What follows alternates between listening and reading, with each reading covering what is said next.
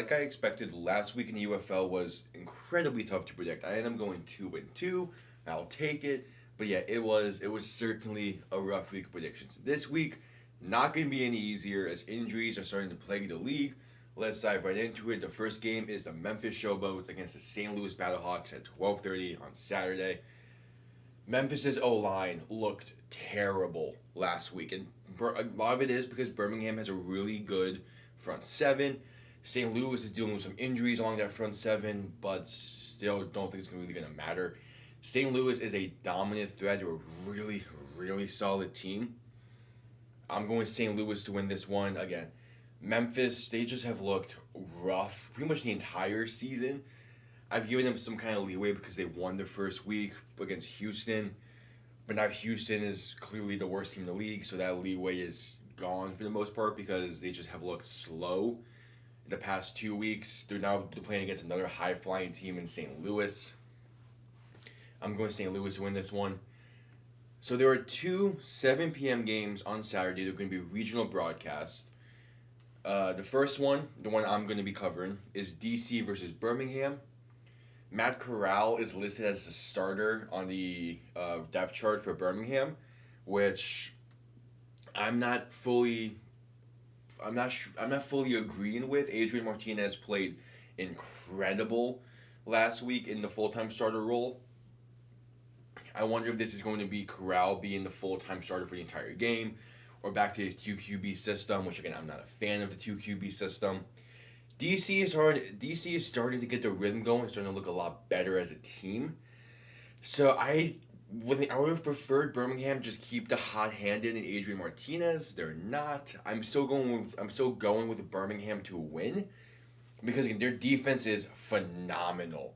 After seeing it again this past week against Memphis, because I completely forgot about the fact for some reason that against Michigan in week 2, their defensive line had 7 sacks. They had 6 last week. It's an incredible front seven, and DC's offensive line has been questionable throughout this season. It also doesn't help that Jordan Tiamu has looked uncomfortable and panicky in the pocket for the most part this season. I think Birmingham's front seven is going to eat again. So yeah, give me Birmingham to go to 4-0 on the season. The second 7 p.m. game is Michigan versus San Antonio, and Chase Gabers is going to be out for this one. It's going to impact San Antonio's offense, no doubt. Michigan looked a hell of a lot better last week against Houston. I don't know why I said Memphis. They looked incredible against Houston. Again, Houston just isn't that great of a team. San Antonio's defense can leave quite a bit to be desired, but I'm looking for Michigan to kind of prove me wrong from the first 2 weeks and get consistency in their offense. This is a good week to do it. You're going to have the ball quite a bit on offense, assuming with Chase Gabers being out, the San Antonio's offense is going to scuffle a little bit. So I'm actually going with Michigan to win this one. I've been really high on San Antonio so far this season, but Chase Gabers being out is just scaring me, and I'm gonna go with Michigan. Plain and simple. Again, they're the healthier team. They looked really good. I would not be surprised if they falter again, but I'm riding the hotter hand in Michigan for that one. And then the one game on Sunday, the lone game, fitting enough, being played in the Lone Star State, is Arlington versus Houston. One team is getting their first win of the season. That team is not going to be Houston. Arlington is going to win, in my opinion.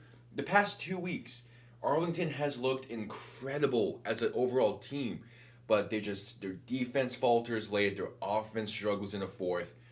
They're a great team through quarters 1 through 3, but then the fourth quarter comes in, and they've blown 2 leads in the past 2 weeks. To be fair, against some really good teams.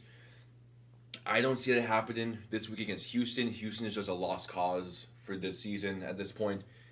Arlington at least has somewhat of a chance to try to fight their way back. It's unlikely, but there's a chance.